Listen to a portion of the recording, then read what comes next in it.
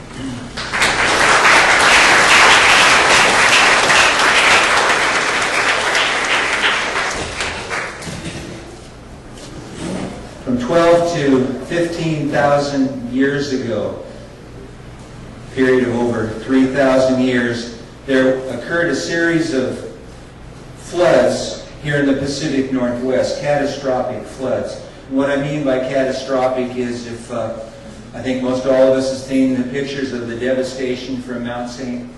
Helens in 1980.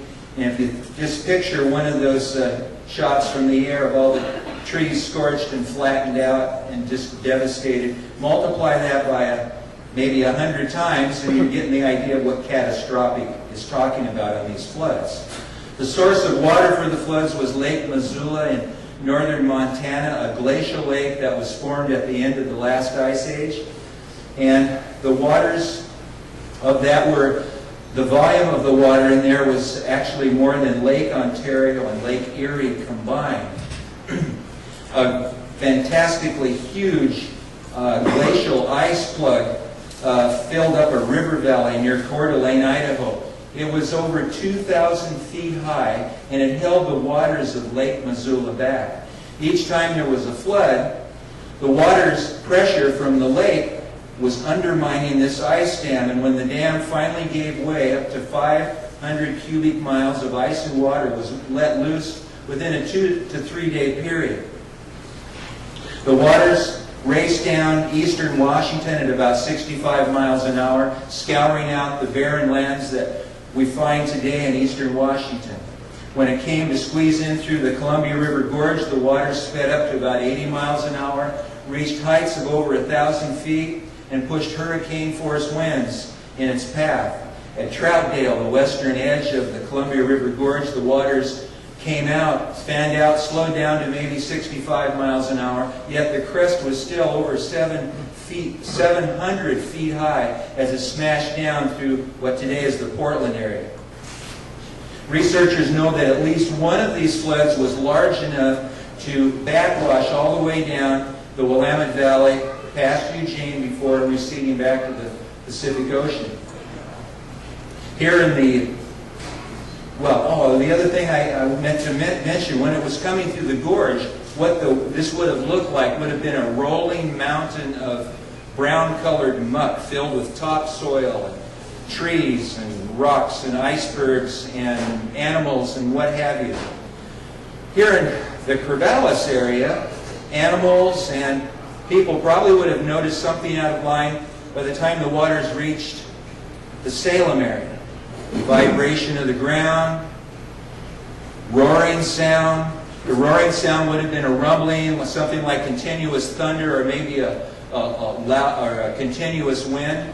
30 minutes later, the waters would have come to this area, a rolling mountain about 300 feet high, swallowed up this area, and uprooted everything as it continued on its journey to Eugene before slowly receding back to the Pacific Ocean. For a time, the entire Willamette Valley was a huge lake from north to south, from Sweet Home to the base of Mary's Peak as these waters slowly came back. Any animals or people that would have been here, except for those on high ground, were obviously erased from existence. The topsoil I talked about that was removed from eastern Washington was redeposited in the valleys of Walla Walla, Yakima, and here in the Willamette Valley, making for some of the most productive farmlands in the United States today. Okay, why am I talking about the Missoula Floods? Well, the reason is it's a lead-in to point out for you the significance of oral history.